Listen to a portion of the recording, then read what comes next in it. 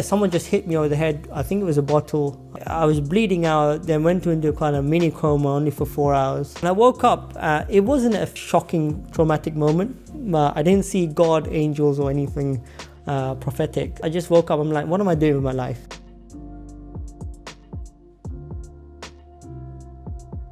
Talent, sometimes we look for in our young people and across the world, a breadth of people who can do so much and so many different things. But also the world needs people who do very special things at a very special time. And to be honest with you, 20, 30, 40 years old, you're actually known for one thing. You're not known for a breadth of things. Yeah. On today's episode, author, scientist, and entrepreneur, Pradeep Kumar Sacitharan. Pradeep, thank you so much for joining me today. Well, thank you very much for reaching out. So, you have a very rich and intense backstory. So when you reached out on LinkedIn and you told me about it, I was like, wow, is this a movie trailer? It's very, very rich. So you said that you got to the UK as a war refugee when you were 6 years old. You had kind of a turbulent youth days. That's a very nice way of putting it, turbulent. Yes, because you said that you got involved in with gangs in London. You dropped out of high school at 16, but then we fast forward to later on. You studied at Oxford and Harvard. You also said that you're the first in history to win British, European, and American Young Scientist Award in 1 year. That's very intense. And you've managed 1.6 billion in revenue to date. In your business, you've managed up to 600 people worldwide. I want to hear everything in between and how is that even possible? So let's go back to the early days when you arrived here. Where did you arrive here from?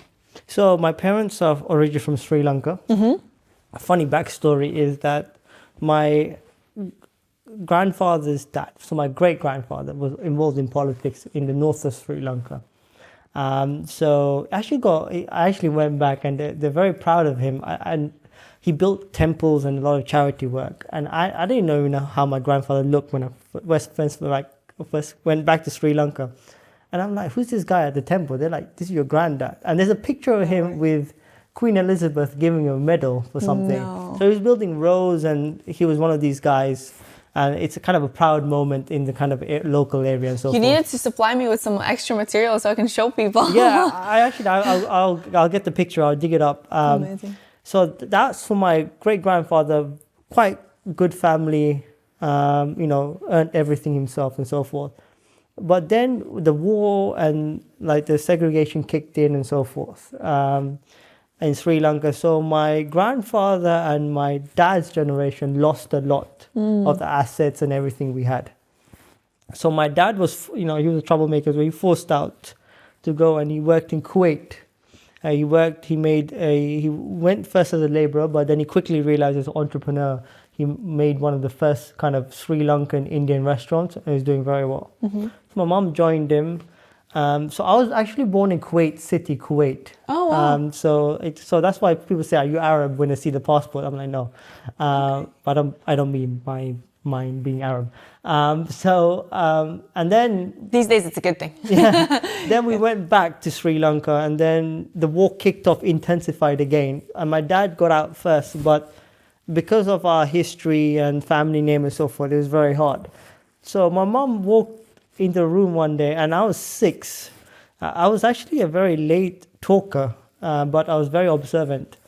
And she said, your name is Raj. I'm like, what are you talking about? My name is Pradeep, right? In my head, I was like, we're going.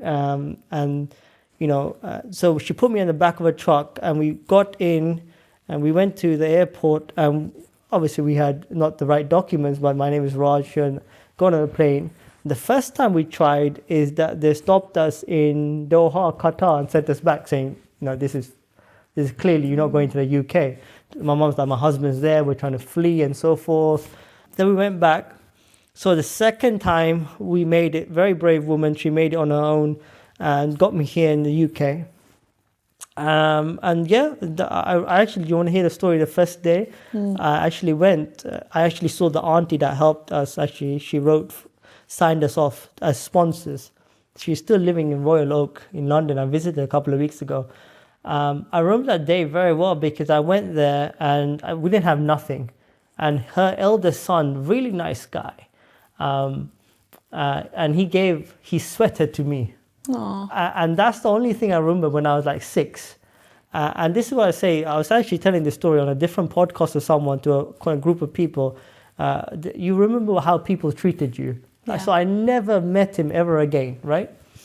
But I remember that moment. And my mom came to me probably last year and said, "Do you remember that guy?" He goes, "Yes." He turned out to be a doctor. He done a lot of charity work. He went to Australia and he died of cancer. Oh, no. Very sad. But I remember what he did to me. Of course. So that was the early days. Sorry, that's the early kind of story where. How you arrived here, yeah. Arrived here, and then we settled in a very rough council estate. And whereabouts? It was called Chalk Hill in Wembley. Behold, it was the drug manufacturing capital, I think, of London or even England. Okay. It was very interesting characters around. Luckily, I didn't get into any legal troubles, but I had to be tough. So those were your friends when you say you got in friends, kind of... and also kind of the atmosphere, everything around you. You got to be alert. You got to be a bit savvy. You got to know when to defend yourself, know when to back out, and go back. You need to know when things are going around, how you have to look down and just not pay attention and just go home as a kid. So those are the things you learned on the streets. And that was the early days. And it was, I don't know, looking back, it was a great education because you learn different people. Yeah. I always say, we couldn't afford much to go out or witness certain things, but London gave me a very complex view of diversity, class, and race and ethnicity. Hi everyone, today's episode is sponsored by Momo Kombucha, my favorite non-alcoholic drink, together with water. I've now been drinking Momo Kombucha for around 6 months, and I really love their product because they're healthy, they're delicious, they keep coming out with these new flavors and limited editions. Watermelon that I tried recently that I was obsessed with. So if you want to try Momo Kombucha and you haven't yet, feel free to use the discount code ISTHISIT15 to get a 15% discount off your first order. Right, so that was kind of the early days. What were the prospects like for you? Yeah. What did you think the future was going to be like? Yeah, I actually went to Harrow College, and a kid asked me this. I was on a lecture kind of career day, and honestly, I didn't think about it. You don't know what you don't know, and then you realize that no one's had a career before, no one's had high school education around you, so you don't know. I literally don't know. All I did was hang out with my friends. Luckily, I found weightlifting. That gave me some kind of discipline and honed my skills, short-term, long-term, medium-term goals. Thank my uncle, that's a different story, how I got into weightlifting. Coming back to your question, there were no prospects. I dropped out of high school and I was working in sales, Tesco. Why did you drop out? I wouldn't say drop out, but I didn't pay it. I did drop out in terms of in the American system whereby I didn't get much grades. Yeah. I didn't pay attention. I didn't know what value was. I liked 2 lessons. I liked science. I liked history. I would actually run to history lessons. Mr. Cobb, if you're watching, I loved your lessons. I would run to those lessons. And science I liked very much, but I still remember it was Mr. Simmons, you're watching, I didn't like you very much. He said, "Oh, you're talented, but you can't get to the top class because your other subject's not the best." And it's a pet peeve of me, not because of what Mr. Simmons does, but where I always say, talent sometimes we look for in our young people and across the world, a breadth of people who can do so much and so many different things. But also the world needs people who do very special things at a very special time. And to be honest with you, 20, 30, 40 years old, you're actually known for one thing. You're not known for a breadth of things. Yeah. So anyway, coming back, so those are 2 things that I loved at school, but otherwise, I didn't pay attention to school. I didn't understand where it would lead me. So, and then you said that weightlifting kind of changed things for you. How? And you also mentioned that you had a serious fight that left you in a coma. So weightlifting, so Kumar uncle, one of my favorite uncles, my mom's second eldest sister's husband. He was entrepreneur as well, and he came to London to sell Sri Lankan in Kandy, the mountainside, is very famous for tea and also roses and flowers. So he was trying to sell those two things. So he came over and he watched me going. He said to my uncle, "This boy is either going to go to jail or going to die very soon, right?" Wow, so very bright. And he was actually an ex-police officer, so he kind of knew that kind of mindset, if that's the word. And he said to me, and I got in trouble at school a lot. So he came to the head teacher and she said, I had a meeting, I remember that meeting, because I'll try to discipline him and so forth. So I tried martial arts. I tried ninjutsu, judo, karate, taekwondo, boxing. I tried all that over a span of 3 years. Nothing stuck to me. But then Kumar uncle went to Argos. Do you know Argos?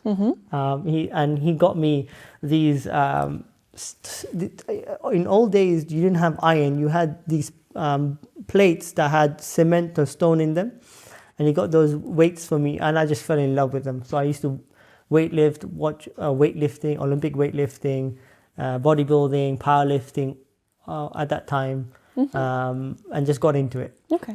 Serious discipline. I actually looked back a couple of months ago. I still have notes when I was young. I used to write diaries. I have 18 years of diaries of my workouts. And I used to have short-term, medium-term, long-term goals. So without me knowing, I was doing these things in a slightly different discipline. And one thing I liked about weights, I always say it's probably my best friend. Because when you walk in, if it's a bad day, a shit day, or a good day, 200 kilos is always 200 kilos. It's not going to talk back to you. It's going to be the same thing, and it's going to treat you like it is. And it's just me and me. There's no one else involved. If something goes wrong, it's my fault. I don't know. I just loved it. I think there's some data, and correct me guys if you're wrong, if this podcast goes out, that weightlifting is actually shown to be one of the greatest beneficial inputs for confidence building. The weights you lift. So I haven't seen that piece of data myself, but I've heard it somewhere. So yeah, I fell in love with it. I always kept going. Funny story, coming back to the coma at the latter part of your question. I'll just tell you one more story. So it was leg day for me, right? Do you go to the gym? I do. All right. Do you have days where it's leg or upper body? Every day is a lower body day for me. Right. As a typical woman. Yeah. Okay. So it was leg day, and one of my friends said, "Hey, we're going out with some opposite gang." And when you're kids, I was serious, right? Got in, we're going to fight and so forth. I'm like, dude, it's leg day. I just had my pre-workout. Just leave me alone. I'm just gonna go lift weights. And they knew that I'm very serious. So I left it. That day, these are kids, Dana. These are kids that make choices, and they're not bad, evil people. So that they're going to a serious fight, and the guy ended up dying, one of them. Wow. And the rest were in prison. So wow. I chose not to go because it was leg day. Guys, this is all I'm hearing is gym is saving lives. Yeah, so. It is saving because it was my leg day and I didn't go. And I specifically remember that. And sometimes I look back and I get goosebumps, right? So those were the kind of things you get involved in. Yeah. So 21 came about. I was actually working part-time everywhere in London, bars, clubs, Tesco, Clark's shoe shop, hotel. Because you gotta make money. Obviously. You gotta make money, and I was always, learning sales now. Yeah. So life was teaching me different lessons. I didn't even know about it. Mm-hmm. I think it's Steve Jobs who said that you can only connect the dots looking backwards. That is true. So yeah, and then I remember 21. It was a stupid fight outside Bar Rumba. I don't know if it exists in Piccadilly Circus around that area. Someone just hit me over the head. I think it was a bottle. And then, I was bleeding out, then went into kind of mini coma only for 4 hours overnight. And I woke up. It wasn't a kind of a shocking, traumatic moment. I didn't see God, angels or anything prophetic. I just woke up. I'm like, what am I doing with my life? This is stupid now. And what really hit me is all my friends were not there. My family wasn't there. My mom said, "Oh, you got into this mess. You come home, right?" So I remember I was injured. I was in pain, and I still had blood-stained clothes. And it got so bad, I didn't even realize that doctors didn't even realize that the blood was just pouring down. It ended up drying up in my oh my God. heel region. But that's after you've been treated? I hope it was before. It wasn't cleaned or anything. So I remember on the Metropolitan line going back from Houston Road, I was like, what the fuck is this? Sorry, can I swear? Yeah. Okay. No, you can. No, it's an marked explicit. So I went back. I was like, okay, and then that's happened at 21. And then I started my academic journey. Yes. So this is the big question. So from that moment on, what changed, and how did you get into the academic road? Because you mentioned Harvard, Oxford. These are not by any means easy schools to get into, with means or especially without. So what was your journey? Yeah, so I didn't think of Oxford, Harvard straight away. I thought about education. So I thought, how do I change my prospects? And it's a question I talk to a lot of young people about now. I'm not trying to age myself now. I'm not that old, by the way, guys. How old are you? I'm 37. So the fundamental currency, I believe, is a degree. I'm going to digress and explain my point and answer your question. I hear a lot of people saying, hey, he's been Steve Jobs, Mark Zuckerberg, Bill Gates all dropped out, very successful. A lot of dropouts become. Well, the thing is, I looked at this. Steve Jobs dropped out of Stanford. Zuckerberg and Gates dropped out of Harvard. A lot of these guys who dropped out actually have the aptitude and the IQ and the ability to get into a highly selective school, right? Or they have coming from a good foundational educational background that they can afford to drop out. Mm-hmm. If not, people make their own journeys. So I believe a fundamental currency, a good currency, is a degree worldwide now, because education itself is on the up everywhere around the world, and you're in a global market. So I think that's a fundamental currency that everyone can get, and if you can, you should get, because generally you are at 21 when you finish. Unless you have a brilliant sparking idea and you're just going like this, it's fine. For me, for my situation with the cards I had dealt in my life, I just felt at that time a degree would serve me well, particularly because at the sales jobs I was working at, I could never get to the managerial position, even though if I was running shops and so forth, because everyone had a degree. It was like the requisite to get into a management program. So I thought, okay, let's do this. So how do I effectively get to my goal of a degree with what I have? And I had no education background and 1 C in English speaking. So again, second lesson of life after sales is a numbers game. Pick up the phone, made 3 phone calls. A really nice woman called Janet Hudson, not the singer. Janet, I love you if you're listening. She said, come over to Westminster University, have a chat with me. I had a chat. She goes, oh, I think you're 21 now, so you're a mature adult. You can do something called an Access Foundation course, which is an entry level to a degree. So it's basically 4 of the sciences combined in 1 year that allows you to do a degree. So I did that for 1 year, passed, and then in the first year, I was doing sports science because that was my background, sports science. I thought that's what I'll do. Fell in love with biology. I really had an aptitude for biology. I still remember, coming back to Oxford and Harvard, I never thought so high. I just wanted a degree, and I still remember her name, Lorna Tinworth. Laura Tinworth. Laura, I love you too. And she was the marker for my first sales membrane essay. And I got first class. And I'm like, oh, I've got a first. I can do this, right? like I can write, I can write very well, do the data and so forth. I'm like, let me really hone in. And when I go focus, it's obsessive focus. I actually get criticized for it because I'm all in, like all in, right? Well, that leads to results, so that's good in that case, yeah. So, and then I was like, okay, I can do this. Then I started doing it, getting the grades.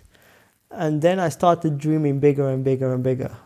So even when I was weightlifting, I wanted, I always say I wanted 6 gold medals in the Olympics. They're like, why do you want 6? I said, Steve Redgrave, who is a very famous British rower, has 5. I'm like, why can't I be the best? No genetic potential to go to Olympic at all, right?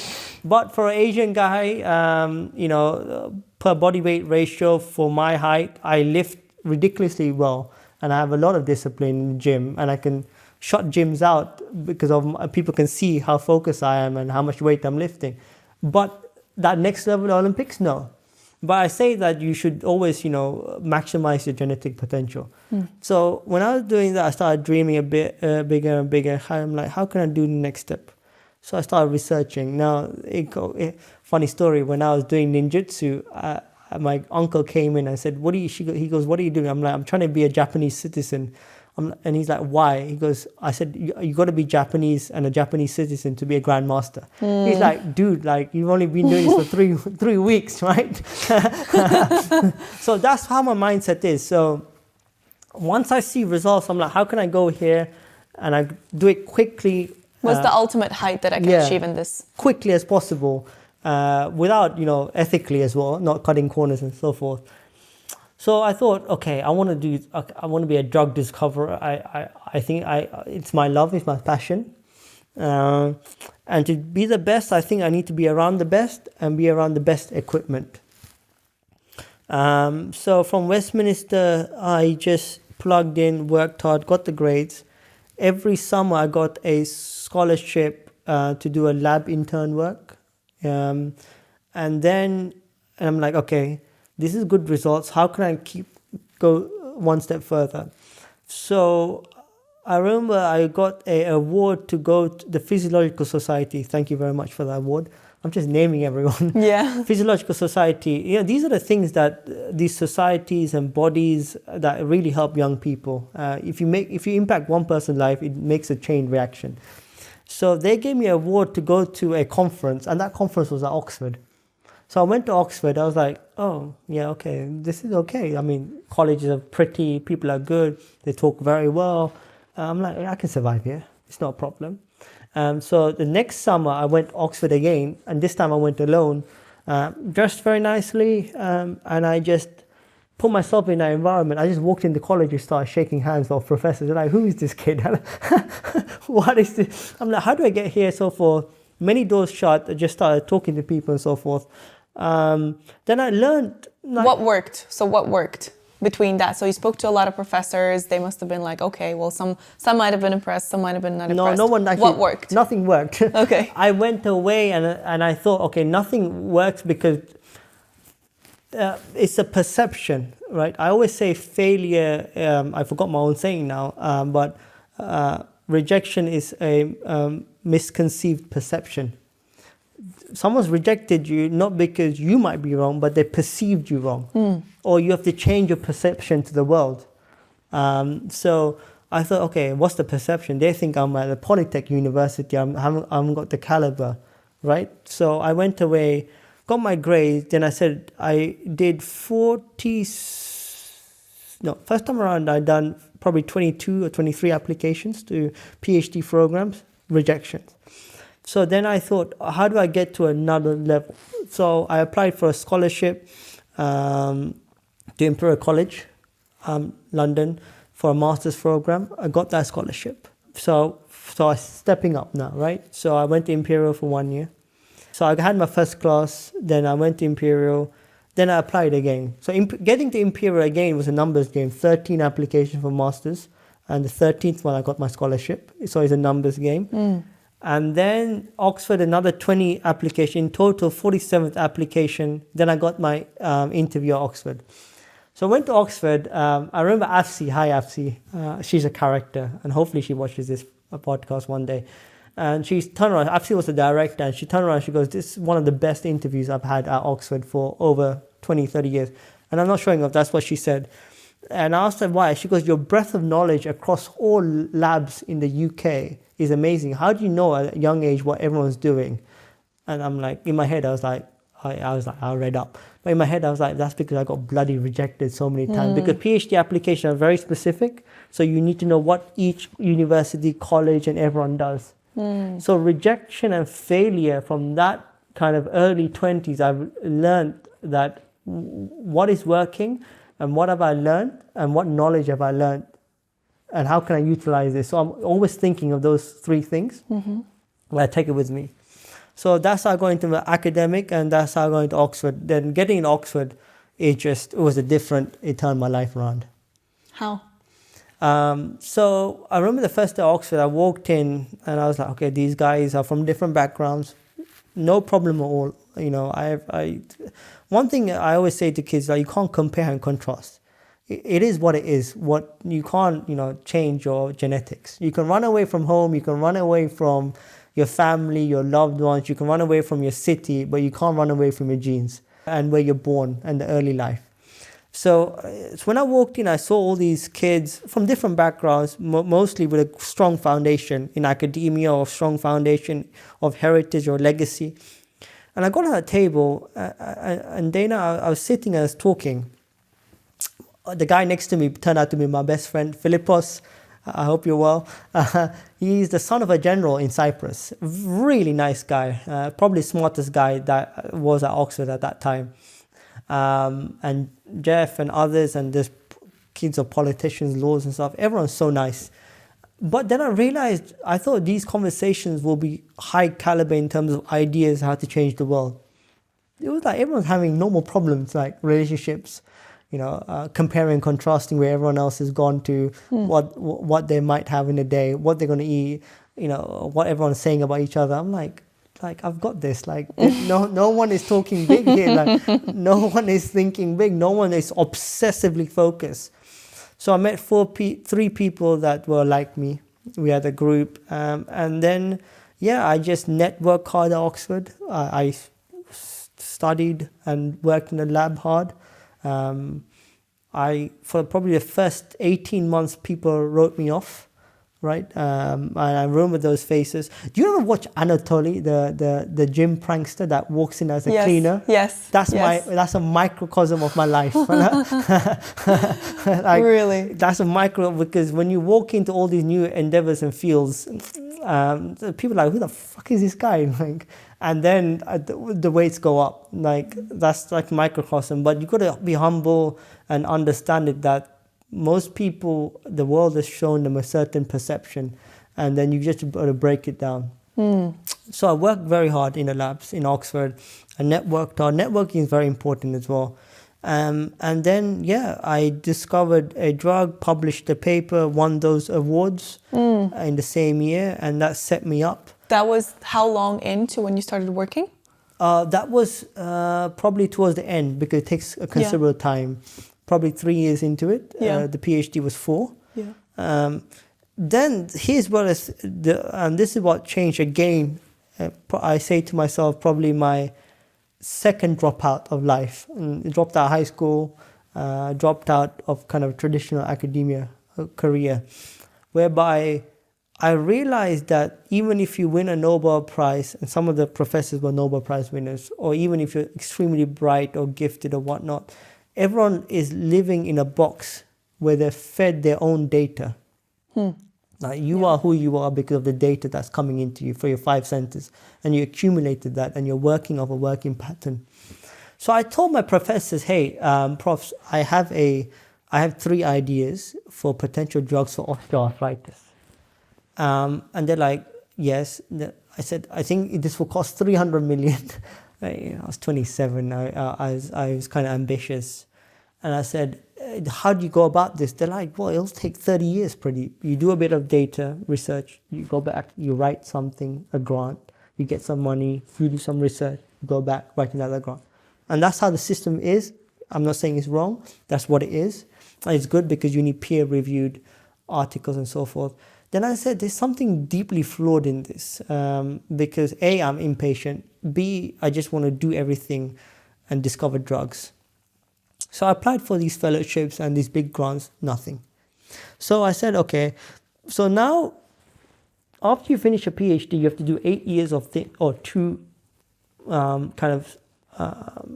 post called a postdoc, postdoctoral fellowship. So it's a bit like if you're a career, you start as an analyst and you go associate analyst and so forth.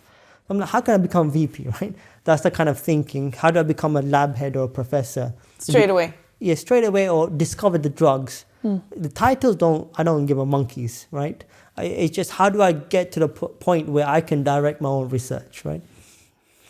So they're like, oh, you can't. And I kept getting rejected. So I'm like, okay, it's a numbers game, right? What have you learned? It's a numbers game. And now life is teaching me it's a risk game, the third element I always talk about. So what's the risk?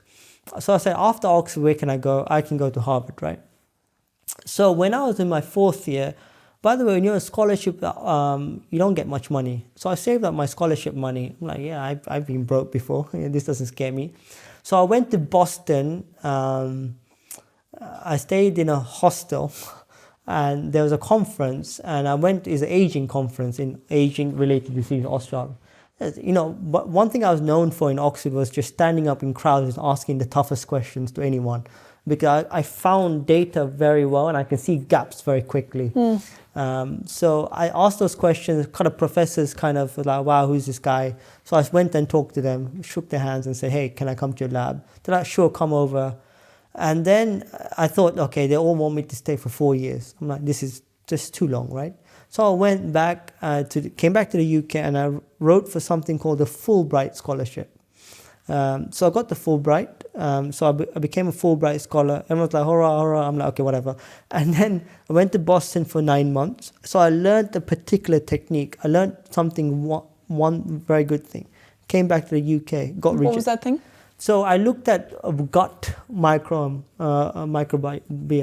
and gut health and how to do gut research. The gut is very important for immunology, and I wanted to relate that to joint diseases. So I learned how to do experiments in the gut kind of region, not physically, but in the field of gut research. I actually wrote a book on gut health, and we'll get back to that. So I learned that. I came back. I'm like, hey, I've got this new data and ideas. Can I get for it? They're like, no. I'm like, this is not going to work. So then I thought, okay, I've been broke before. Let's do this again. So I wrote for an EMBO fellowship with the European fellowship. And all you scientists or any kids out there, the best thing to do is to write for scholarships or visiting programs in any field, or even if you're a business entrepreneur, there's so many fields out there that allow you to visit the world, and they pay you money or subsidize your travel. Just do it, because you learn so much. So before the EMBO fellowship, I got a Daniel Turnberg fellowship, went to Israel, changed my life. 6 weeks, love Israel, my favorite country in the world. Nothing comes close to it. I'm really sad what's going on. Had a great time with the Jews, had a great time with the Palestinians. I went into the West Bank. I hitchhiked all over Israel, no problems. I learned something in protein science, came back. Got rejected again, no fellowships, no positions. Then I wrote for something called the EMBO fellowship, went to Paris, lived in Paris for 3 months, got a network in Paris, learned under the best professor, again in joint diseases, came back, no jobs, no fellowship positions. So now I went around the world, got the best experience, got a formidable CV. I'm like, this is rubbish, right? Because I might be rubbish, by the way, right? There's no ego here. I might be rubbish. Yeah. So the professors might be saying I'm not good enough, which is fine. So I'm like, where can I go in the world, like my parents, where I'll be appreciated. Appreciated, but I can do my work quick. So after I think 242 or 72 applications, I learned. How much time does it take to make an application like that? So the first kind of 10 are the hardest, and then you're rejigging. Same documents, rejigging, and you get better and better, and you hone your skills. And you meet some very, very good people out there. some people just laugh in your face, but there's a professor in Detroit University. I still remember him. Thank you, sir. I forgot your name. Apologies.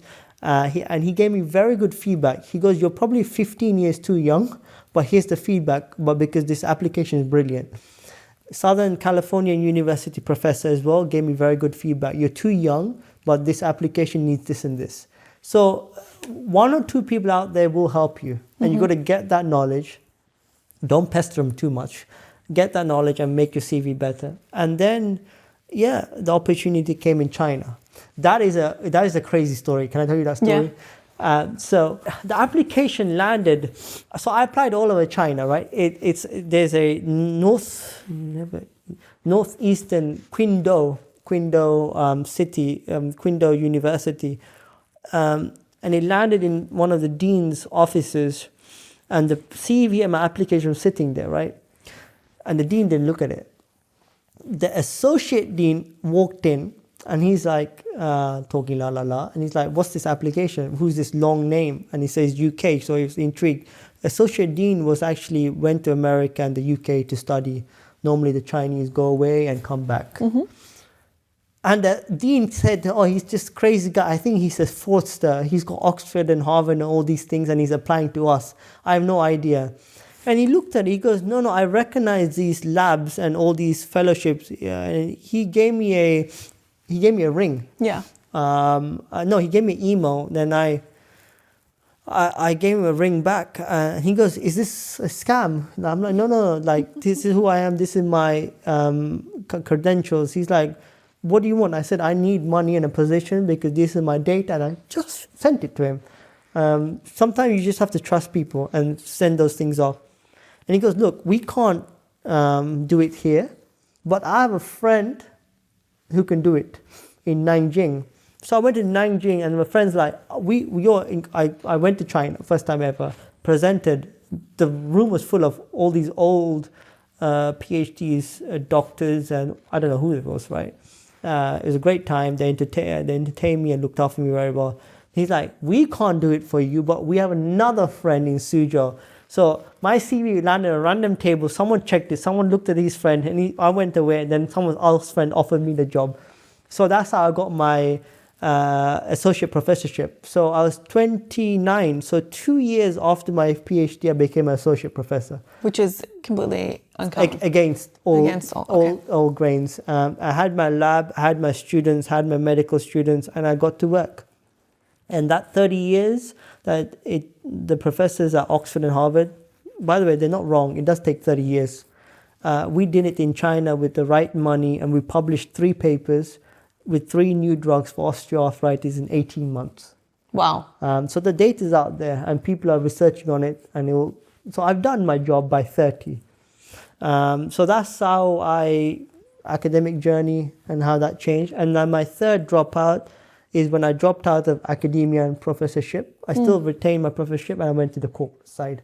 So why did you do that, and how long after you got this position actually you decided to transition? Yeah, so someone approached me from Nanjing, a biotech. They're like, "Hey, we've seen your presentations in China. You have this ability to win people over." I didn't know Chinese. By the way, one of my weaknesses is that I'm very bad at languages. I just can't pick them up. I can really speak English now. So I'm just about mastering English. Did you have an interpreter? Yeah. So one guy that only in the corporate world, because in Suzhou it was an English university. Okay. So this guy, the interpreter walked around. So the CEO went and said, "Hey, do you want to become vice president of business development?" No, I suggested it. I said, "I'll help you in Europe and the Middle East. I think they're the best markets to grow in. I think we can't compete in America." So we were selling biotechnological equipment, resources, contracts, and so forth. And the company was big. Had 80% growth. What's it called? Gem Pharma Tech, and we had another sister company as well, a parent company. I don't know if I should say the parent's company name, but yeah. So I worked in various companies. So the companies became very big. So then the pandemic hit. And the pandemic was eye-opener. It was like, I always related to, do you know Will Smith's movie, I'm Legend? Yeah. And the virus breaks out, and New York, it's just him and his dog. Well, I didn't have a dog at the time, but it was literally, it's really eerie, and I'll show you photos afterwards. Maybe we can put them up if you want. It was like China and the massive roads, and it was misty and foggy, and I was the only guy walking down the middle because it was okay, then boom, all of a sudden lockdown. How were you allowed to walk around? So we were in an expat building where we had no kitchens in our apartments. We had to eat in the restaurant downstairs and so forth. And all of those facilities were closed. So all foreigners were told to go to this hotel, a bunch of hotels there. And when I turned up to the hotel, I was the only foreigner there. Wow. So two things happened during the pandemic. One thing I learned about high corporate level kind of mergers and acquisitions. So you want me to go into it? So I want to know how you as a person transitioned and upskilled from an academic to an entrepreneur, because that's not, the same at all. It's very, very different skills. No. So from academia, I probably went more corporate business than entrepreneurship. So the switch from academia to corporate was, hey, I achieved everything in academia for researching the fundamental drugs in the lab. How can I now learn and accelerate for my species how drug discovery is actually occurring? So you and I can actually have a concept, or you're a designer, right? No. In the fashion kind of area. I was in sales. Sales, but you know how designers can design certain things, but manufacturing it and getting it done is a totally different ballgame. Totally different. I think it was Elon Musk was in Joe Rogan's podcast, and one day maybe this podcast will be as big. And Elon Musk was saying, we should make movies about the manufacturing side because it's totally very hard. And it's the same for drug discovery. You can do the basic research, but actually doing the manufacturing, finding the compounds, making the drug, taking it to market is extremely hard. So I wanted to learn that side. So the switch was then becomes a philosophical one. Whenever I drop out of certain things or pick up new things, I think I have a new passion or obsession, I like to say, in those things.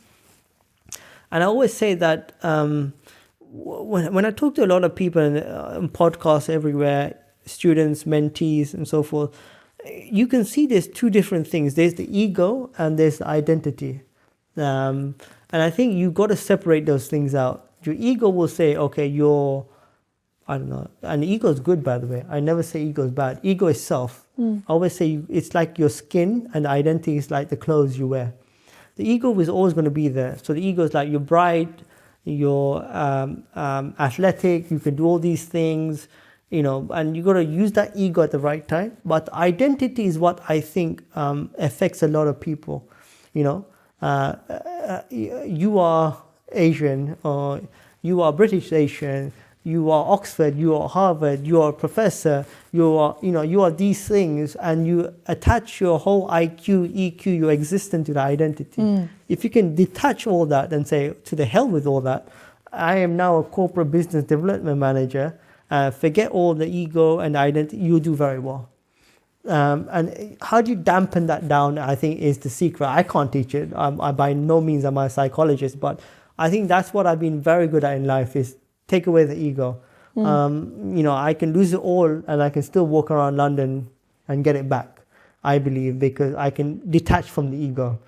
Very interesting. I very much resonate with what you just said, and it makes sense if all of a sudden you decide that you want to do something. So for example, to go into the corporate world, and you become aware of this skin, of these layers of identity that you are wearing, and you become aware of them, then you can almost just like take it off, and you can put it in a closet, and then you can just dress into this new identity that you want to assume. And then you can just ask, without the burden of that previous skin or that hide, you can just ask yourself, well, what does this new outfit will require of me now? And by asking these open questions, you can then find out and you can just do it. Yeah, I totally agree. I think if you sit down and think about it, I think a lot of people can do it, but it's very hard to do so because the identity catches them out. Most of the time, I don't think it's the person himself, herself, theirself, whatever pronoun, is the hindrance or restriction. It is what people will think of them if they change identity, right? And what is the objection of others. I think that's what hinders a lot of people. I frankly don't care. I do think that you should look at... What motivates you? Greatness. I want to be great. I want to maximize... I always say, you ever see have you ever seen the helix of the DNA strand, twist? Yeah. For me, that's like a towel, and all the ATG and all that thing in the DNA is like sweat. I want to squeeze that, and I want to maximize the genetic potential, and I want to play the cards life has given me very well. So I don't... To what end? Why does that matter? Because it comes down to self-development. It comes down to growth. I'm not growing then. If I'm not growing, if I'm not proud of myself, I can't love anyone, I can't do anything, so forth.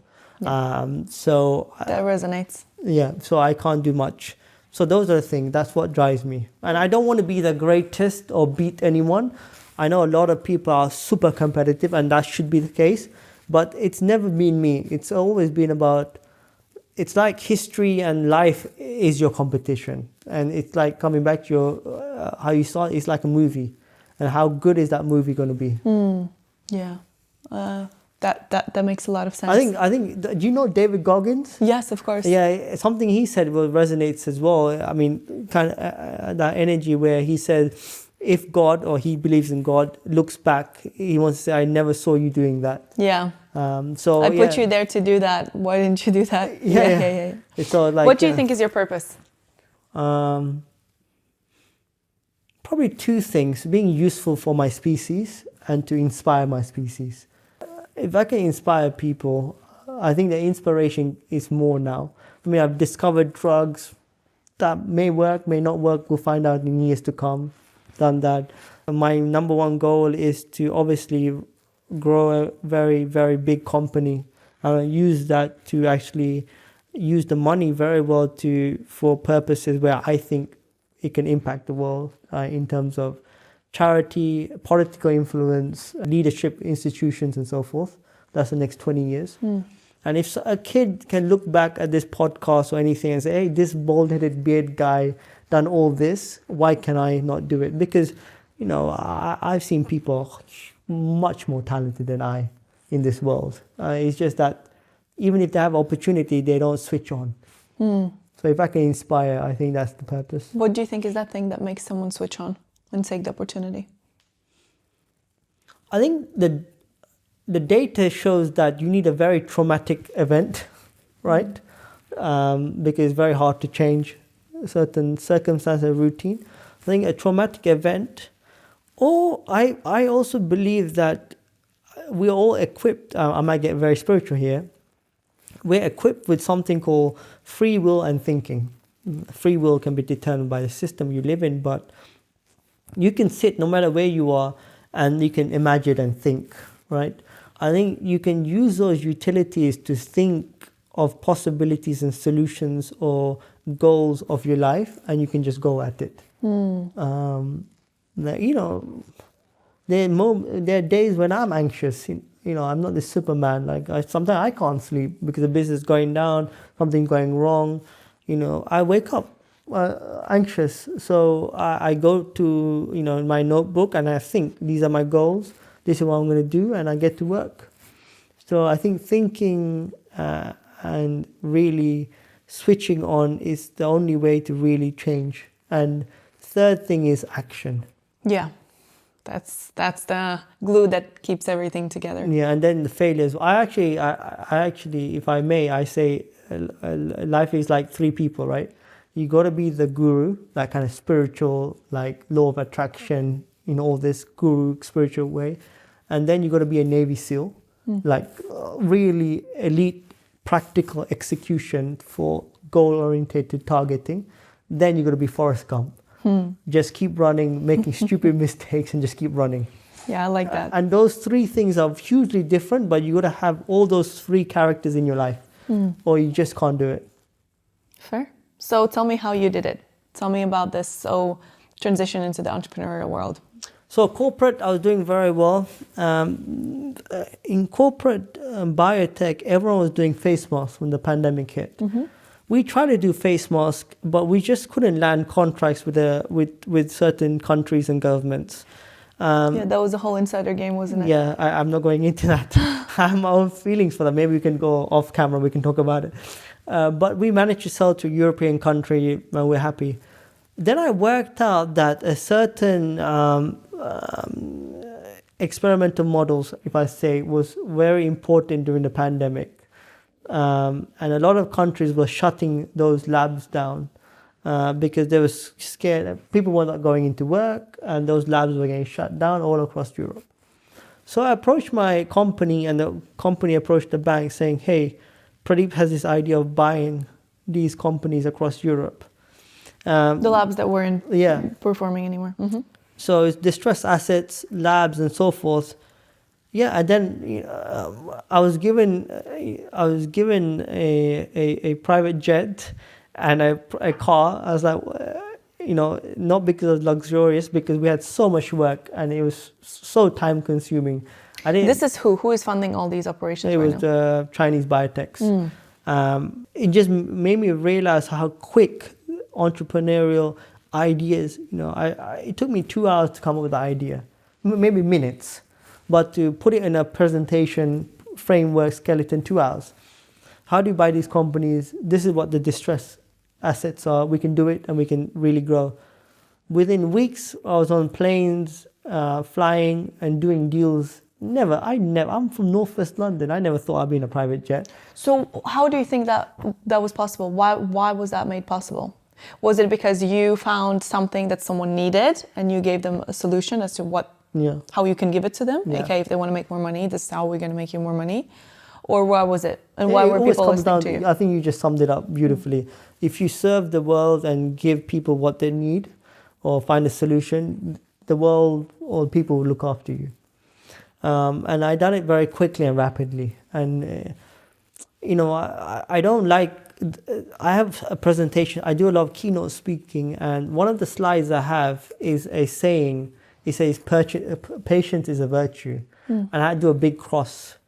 And I give two examples, right? I give Cleopatra, fantastic woman. By 36 or 38, she conquered the known world, right? Alexander the Great, 32, conquered worlds. I mean, look at the risk and appetite they had to do that, right? Obviously, they're in a position to do it, but they've done it so quickly. So I always say patience is a virtue looking backwards, right? If you can't be patient when you have an idea and you execute. So it's how you serve people, how you help the world, but how fast you do it, right? And how quick you can execute those ideas, how quick you can actually plug the holes. What makes you be able to be doing things quickly? So it's a very good question. So it's almost you have to sit down and say, you got to work out, okay, I need to go from A to Z. M might be a problem, T might be a problem. How do I negate, circumvent, or address M or T, even when you're in A, right? M or T might not even come as a hurdle. People say, let's cross the bridge. But usually if you have the ability to look at the permutations that can go wrong, address them, you go through it quickly. So I'll give you So what if somebody doesn't? What if there's somebody that's they have an idea. They have an idea, they want to start a business, but obviously they've never done it. So they have absolutely no idea how long the alphabet is, let alone how to tackle MOT. Yeah, should they not start? No. That's a great question. I think you go from A to B. And that's what I did so that's the corporate journey. I brought those companies, made my name, I learned about entrepreneurial ideas and how to execute them. And I'm going to answer your question, right? Same time, I was going to this hotel, I was eating, right? I'm very social. And I see all these Chinese men eating with their cigars and their food and their laptop. I'm like, what are you guys doing here? You made me locked down. They're like, we own the city, we own factories, we can do what we want. So I was like, the monkeys, who are these people? I'm like, they're all factory owners. They're in an association, they'll come. So they had metal factories, plastic factories, wood factory, like paper pin factories, plug factories, you name it, right? And I'm like, where do you sell? Majority say e-commerce, online, Amazon. I'm like, let me see your numbers. I'm doing business development now, so I'm turned on by numbers, right? Like $400,000 a day, 200% ROI. I'm like, I'm in the wrong business. So coming back to your question, I said, how do I get into e-commerce? I don't know even A to Z. I didn't even know the alphabet exists, right? I'm talking a different language. Yeah. I'm talking, I don't know, Latvian. Right? Yeah. Is there a language called Yes, Latvian? Okay. that is I'm talking you're talking Latvian, I'm talking English, right? Don't, because we're just confused. But yeah, so I'm like, how do I learn Latvian? How do I do this? How do I learn Amazon?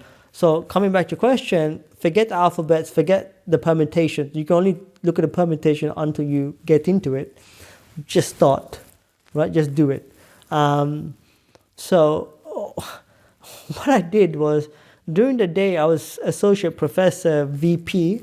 During the night I used to go to this hotel, and for a couple of hours a day I used to help these Chinese factory owners write on Amazon customer case reports, translate them, saying this customer has this problem, this, write this. So why on their right mind would an owner do this though? not owner, but they used to have people, but they used to come to me. They're like, this person, can you email this on WeChat and so forth, connect it and so forth.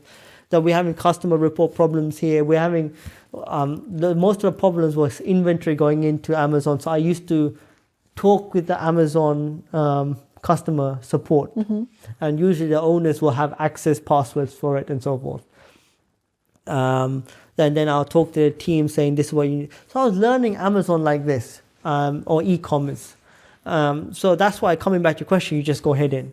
So I learned it, and I eventually one person over, I'm like, hey, can I sell your fidget toys? Remember the fidget toys? Yes. Like, you're selling in the US, can I sell in the UK? They're like, all right, Pradeep, we like you. So from China, I opened a UK company. And I started selling toys, and that's how I learned Amazon on online e-commerce. And I was doing well. Like, it was a side hustle, gig was quite good and so forth. How do you have time for that when you have so many other responsibilities during the day? Yeah, I call it being lazily intelligent.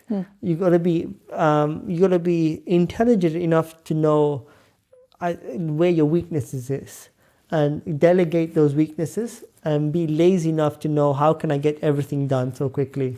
And you've got to be lazy when you're thinking, not in a kind of I'm going to be lazy, sit on the couch, but I've got this work to do. How can I be lazy of doing less of it, but at the same time getting as effective as I can in terms of my goals.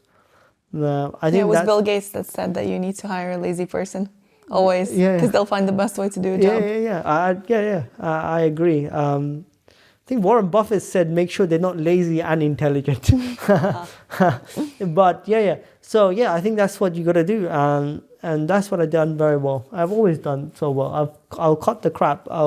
Essentially I delegate, and I'll do other things that are important for my growth and my company's growth. How do you find people that you can delegate to? Digressing on that point is, when I was hiring students, PhD students, staff and so forth, managers, I really got into the world of IQ and IQ testing. And most of this IQ testing is highly Western based, right? And most of it is verbal. But then you have the other side is non-verbal, which is pattern recognition. And as a species, no matter where your ancestors are from, my ancestors were probably all from Africa anyway, but we recognize patterns in the African plains. That's how we evolved. Pattern recognition, seeing gaps, addressing it. And I love that kind of brain. Obviously, you need the whole verbal side of it enough. So when I hire people, I'll say, okay, this is the task at hand. In my head, I'm going through this process.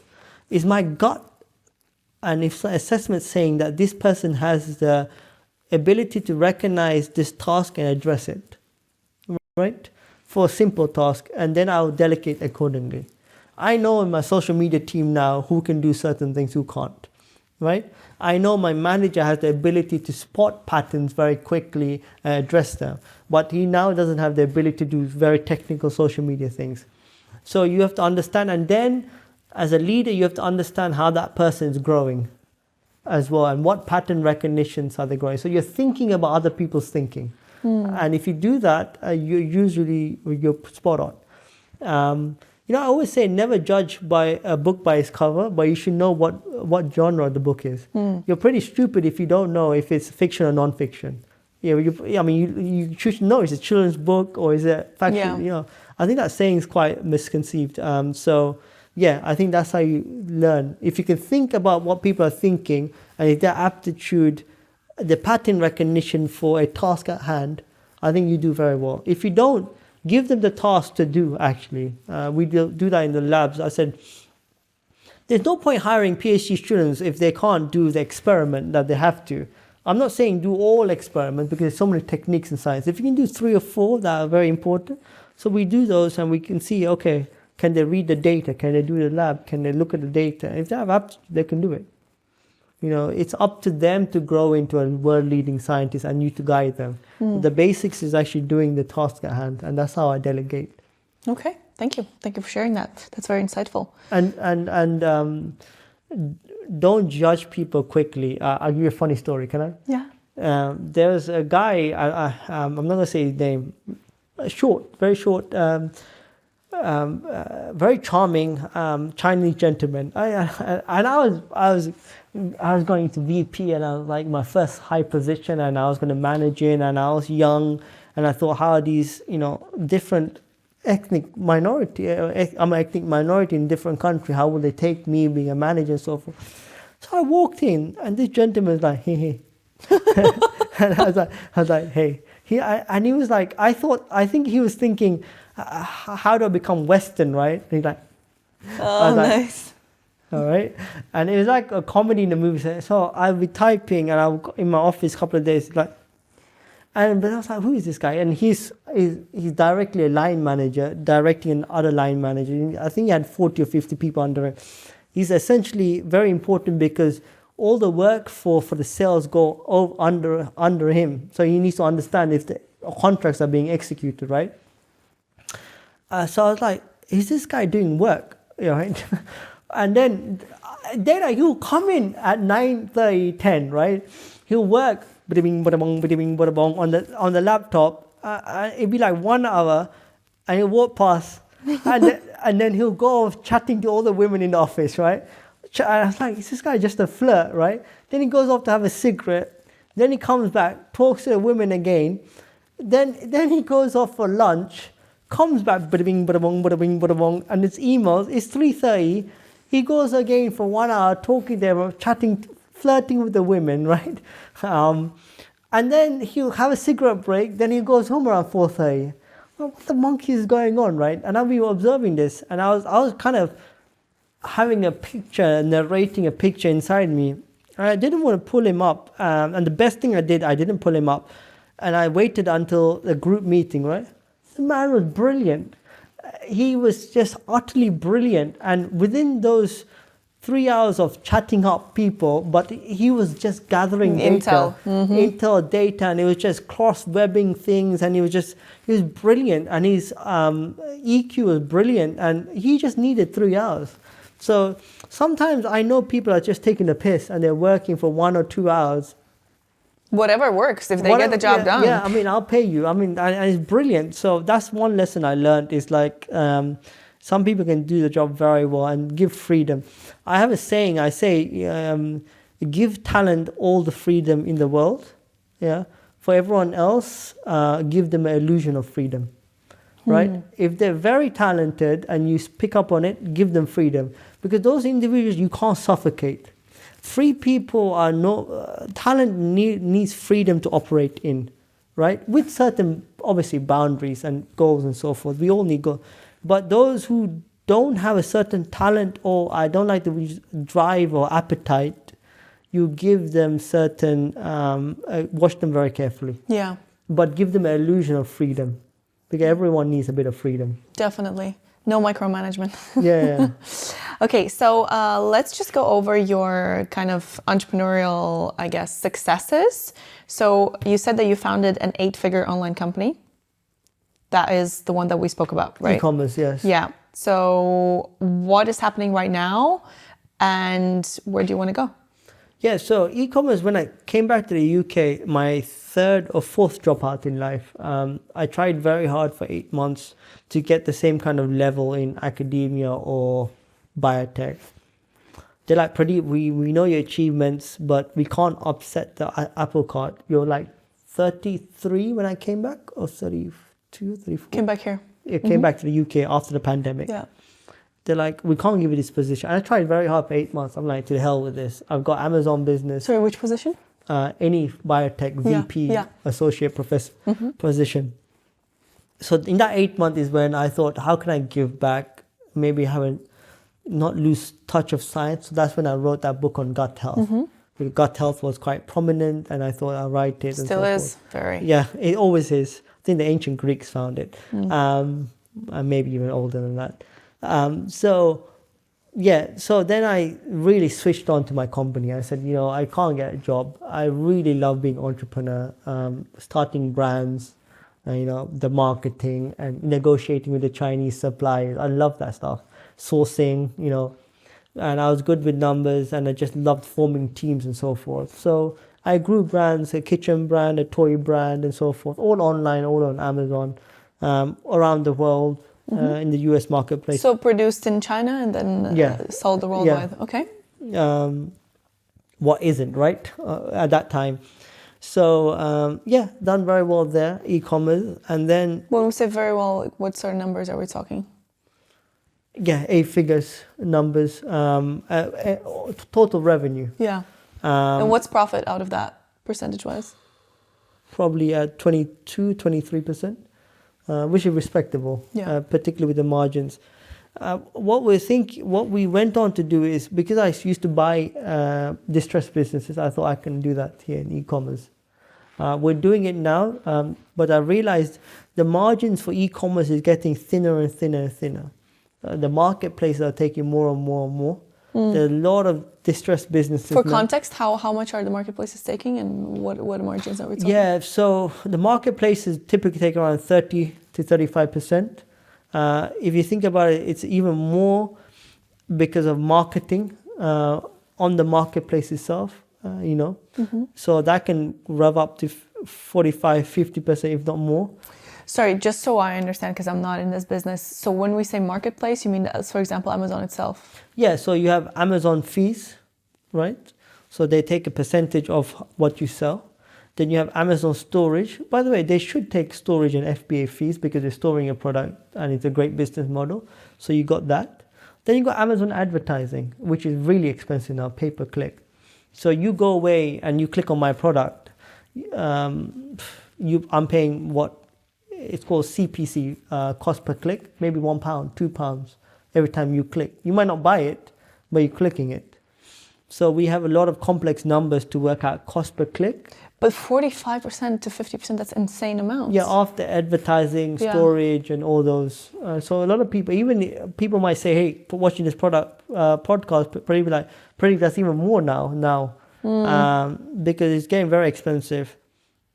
And plus on that, you add other business costs, and so then you're left with your 23%. Yeah, 23% overall, right? Yeah. We also are the best thing is B2B. So once you start a brand, some people might recognize it, and some stores might buy bulk. So that adds up. So we're buying distressed assets at the moment, turning them around, growing a fund for it. But then before this podcast, I don't know if we're live, I just realized, am I thinking big? Every Sunday I go for a run, Wednesdays and Sundays. And on Sundays I go to this specific cafe. I like to have a coffee there, and I have very good brunch. They have a good aubergine and feta omelette. And they, brunch I should say. And I just, on my own, and I ask myself 2 questions. Am I thinking big enough? Am I taking enough risks? On that Sunday, I didn't think of it, but because I woke up at 3 o'clock that day, I'm like, yeah, the business is not growing as spectacularly as I want to. Am I thinking big enough? So we got into this, because we were buying distressed junk business. I just Googled junk sale and junk commodities, and scrap metal came up, and metals themselves.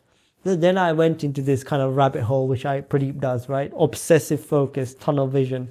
And then I walked into metals, commodities. I'm like, holy crap, this is like nearly a trillion plus, maybe hundreds of $billion industry, right? That we don't even know of. Moving parts that we never see, right? As a normal person. So we're getting into it. We just built a team into metal commodities. And commodities in terms of private label, but huge, cooking oils and sugar, two big things, and metal commodities around the world. So my goal now is to have an e-commerce vertical, a commodities vertical. Hopefully one day I can do a kind of commercial real estate vertical and also a biotech vertical. It'd be nice to go full circle, go back to owning my own little biotech or company. So I think the best thing as an entrepreneur or as a dreamer or whatever, a global businessman, whatever you want to be, or businesswoman or business lady, is to grow a set of verticals, because one fails or one stagnates, you have other verticals to prop up. And sometimes we lose the focus there. In fact, everything is an opportunity cost. So people always talk about, as soon as you take your eyes off of one thing, the other business or the other side of the business or the relationship suffers. Something suffers. Like your attention, your focus is that laser that cuts the diamond. So how do you build so many different businesses successfully without some of them failing? Oh yeah, I think I failed many more than I succeeded, but it comes down to two things. What I've learned in the entrepreneur business: systems and people. If you have the right people, if you start spinning a plate and you say, hey, come in and spin that plate for me, and you've got the right managers or teams to manage that, and then you have the right systems to feed you back the important metrics. And you have to be on top of the data and metrics. So the systems have to be, the flow of system and data has to be right. Once you get those two things right, I think you can focus back on the people and grow it. And also I think with different verticals and different brands as well, I've seen this a lot with a lot of people who buy different Amazon brands or e-commerce brands or online brands or physical brands. They think it should be like this. But if you look at even in your fashion industry, Louis Vuitton, is it the LVMH. Yeah, group, right? It's a series of brands they brought, right? They only grew because they brought a series of brands. They didn't grow every brand like this. So what you need to do is say, hey, this brand or this company has grown like this. It's not because you're doing something wrong. It's because you have enough market share. I think particularly in the online game, people always want to rank number one. People always want to be the best and so forth. Ranking 3 to 10 will give you enough profits. And you got to stagnate and buy another brand or launch a new brand. If you have multiple brands, I think that's the way. And then systems, people, and the third thing is you need to know when to cut dead weight. You need to know how to lean out, you know. I know when I've had like 3 or 4 takeaways and I ate too much outside. I know I know exactly when I should go back to my intermittent fasting. I always intermittent fast, but when I eat my fish and salads and so forth, go back to my hermit lifestyle. So you should know when to lean out very quickly and say, hey, this is now flat. It doesn't mean you're doing bad. Let's just keep going. And if there's an online entrepreneur, there's a story I know of a man. He's a mentor and a guy I respect a lot. He spent $400,000 on Google ads. Great growth. 500,000 is like great growth. 600,000, great growth, right? He's like, okay, here's 700,000, bong. there's a saturation limit to everything. And it's not like the algorithm or the system's playing games for you or you're doing anything wrong. It's just how the market is. There's a need and demand, and you just can't stuff things down people's throats and don't expect cheaper competition to come along. So you need to know systems, people, and know when to cut and know when to stabilize growth. Yeah, that reminded me of, I listened to this podcast of the Nasty Gal founder.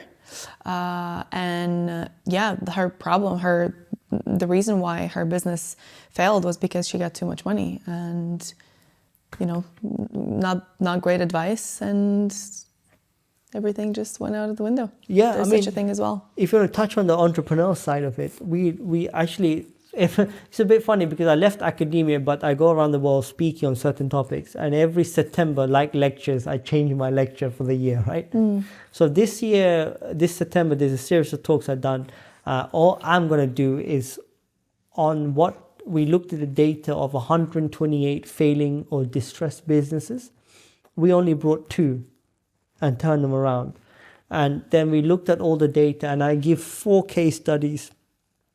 And those 4 things that are going wrong in online businesses, and normally we see it across all businesses, but what we see as a company is 4 things: human resources, too much spend, right, on unnecessary things. Everyone's going to Tony Robbins conferences, everyone wants personal growth and so forth. Too much spend on those things. Everyone wants to take their team out to everywhere. Like, Jeff Bezos and others, they have enough money to do it, but they're not even doing it. There's a corporate kind of integrity you need to maintain as a starter founder, right? And too much conferences, too much sourcing event. Everyone wants to go around and be buddies with their factories. The second thing we're finding is poor logistics in terms of shipping and 3PL storage and warehouses. That can be a lot cheaper. The third thing we find is poor inventory management. People stock up so much and they cannot sell because they're too optimistic. And the fourth thing we find is human resources, 3PL, logistics. We find poor systems as well. They can't manage all the data. So those are the 4 things. Nothing to do with PPC or advertising or pay-per-click. Nothing to do with imaging, branding, or social media. All those points are easy to address. Nothing to do with listing. Those changeable things, but the real foundation, the 4th thing, it's also sourcing, getting the right price. So the 4 fundamental things they're getting wrong. And coming back to your point, it's also a wasteful spend. So you're right on that. There's too much money sometimes being wasted. Very valuable. I feel like we could go even deeper in under each topic. But as we wrap up, I would like to ask you a question that I ask all of my guests. She didn't warn me about this. It's an easy one. What is your recipe for happiness? Well, I say it's easy, but... Yeah, Thibaut, my friend from Oxford, he was a senior. He always introduced me to people he knew. This is Pradeep, he doesn't believe in happiness. So because I gave him a lecture and he's like, this guy's crazy. So I don't believe in happiness. I think happiness is an emotional state that comes and goes, right? I don't like I mean, I'm not saying be depressed. You can be happy. It's an emotional state, right? I believe in being content. I think my recipe for content is to say, these are the cards life gave me. I've done so well. I'm at this position now. I'm grateful. And this is what I can do now to address the next goal. So be content, understand how you have grown, and understand your personal growth to the next stage. If you can manage those, then I think that equates to happiness. But happiness is a word itself is very... subjective, and it's quite deceptive as well. I think one has to be very careful. Yeah, I very much agree that it's a state, it's an emotional state that fluctuates all the time, and it's very unrealistic to expect you can't keep to be happy all the time, and that is probably the root of all evil when it comes to discontentment within people. So yeah, there's quite a few guests over this past year that are kind of under the same. Yeah, I think it's we need to address people saying, I don't know if it's a generational thing. I think we're in the same generation. past generations, I think, didn't put too much on happiness as a word. Right? Yeah, they were about doing and About getting the doing work it, done. and small things made them happy, Yeah. but getting it done. And I think they still do. Everyone still is happiest from those small things. They just don't necessarily understand that and acknowledge that. And, conversations like this, the reason why I asked this question is because so many people are chasing happiness. I just want to be happy. You know how many times I've heard this phrase? And so I think it's very valuable to hear different people's perspectives about what happiness actually means, how it manifests, and where it comes from. And the people, I'll say 95% of people that don't give this answer, the things that they mention, they're people, community, doing meaningful work, and being out in the sun, things like that are all... When the sun hits the back of your neck. Yeah, that are all very accessible and available to most of us at all times. One thing I like to add, I know you're going to wrap up, but I'm very careful when people hear this story and you listen. Most of this time I wasn't happy, right? All these achievements, I've done it at a rapid pace and I didn't care what people think and so forth. But my happiest moments are when I'm in the grind and I know I'm achieving on the grind and learning. And most of the time I was broke, I didn't know where I was going, I was stressed, but I was happy. And happy in a state that I am content where I am. So I think that's a very hard place to be, but you can get there. And I'm always very, very super careful when people look at me. I'm always very careful to say most of this is down to a lot of stress and failure. I've learned from my failures a lot, not because I'm this bright individual, gifted. No, by no means no. But it's just a lot of failure and understanding that I'm not happy all the time and being okay with it. Being okay with it and pivoting, trying new things. Yeah, and maybe I'm a bit cliche, but the gym and the physical side helped a lot. It still does, by the way, because it's my release mechanism. It can be anything for anyone, but that side really helps. Actually, very, very, very interesting point you just shared, which is, mostly people chase goals, and now it's being popularized that it's about the journey and not the destination, which is super valid. And we need to hear more and more of that. But it's interesting to hear you say that, despite all of these accolades and these achievements, most of the time you weren't happy and you weren't content. So one that's listening might say, well, then what is it all for? So then my question to you is, could you have been happier if you celebrated your achievements along the way?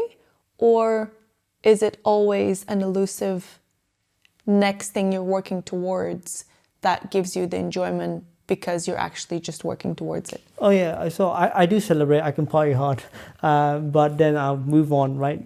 It's the next thing, it comes down to three things, if I may. It comes down to my personal drive and growth, being content in the process and not viewing it as a journey. And I believe the end goal is there and people should celebrate the journey, but I call it a process because I'm very skeptic of the word journey in this definition, because when we say journey, we know our end goal.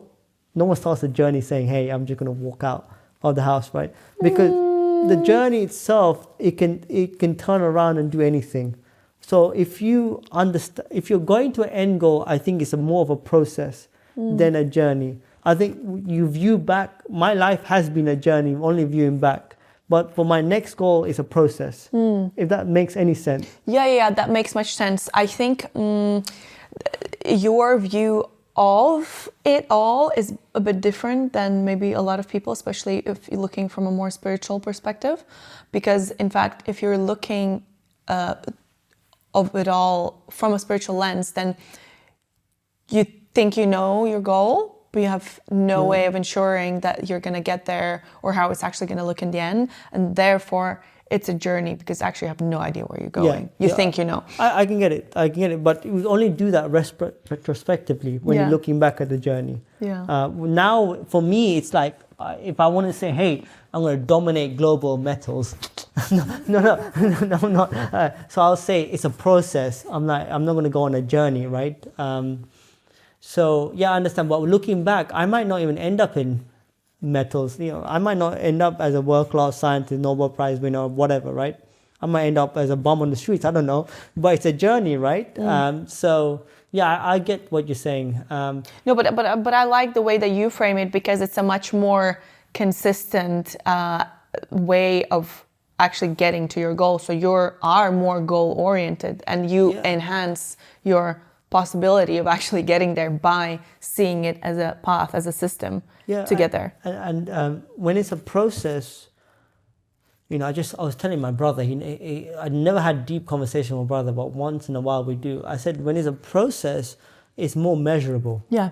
If it's a journey, it's not measurable. And if you can't measure it, I don't know what you're doing. And I've been in those states that I'm doing a project. I'm like, what is my measurable outcome here? Like, is nothing. Like, what are you doing, Pradeep?